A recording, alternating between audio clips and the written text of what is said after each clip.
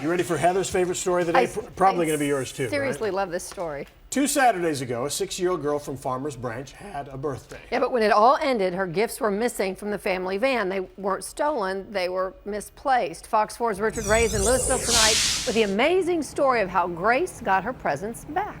Rich.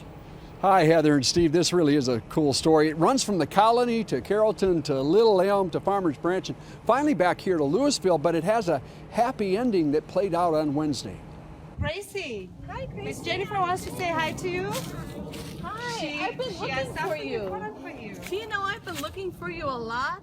The moment was captured on cell phone by Oscar Benavides, a 6-year-old who'd prayed for the return of her birthday gifts, had the prayer answered. Can you believe it? I had presents in my trunk.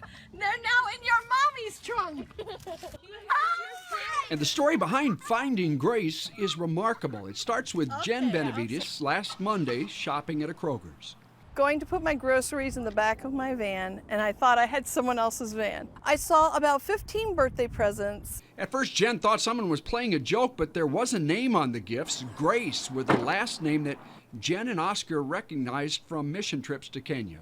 I had no idea when we started searching, but there was this innate desire to make sure this little girl got her gifts. It was on Sunday, there was nothing. Monday, nothing. But every day, Gracie kept praying, I know whoever has my gifts, God will make them bring my gifts back.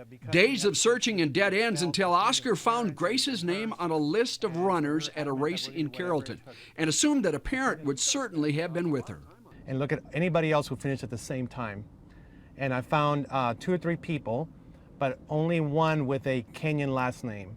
Margaret got a phone call Wednesday. And my neighbor goes, Margaret, there's a lady here talking about Gracie's gifts. So I got on the phone with her, and I said, is there any chance that you're missing something from a birthday party? I just burst out laughing. It was like, oh my gosh. The final piece to solving this mystery is this place, Going Bonkers in Louisville, where Gracie had her birthday party and where 2 vans passed in the night.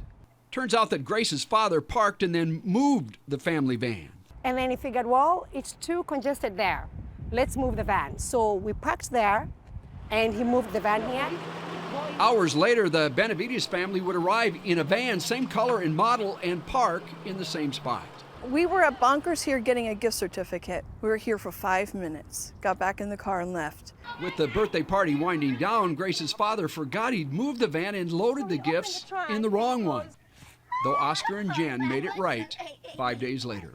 It was a simple faith from my little girl. I thought that I'd never get them back, but I kept on praying that I would get them back. There were no words to describe what they did and all they did to orchestrate to bring the gifts back to Gracie.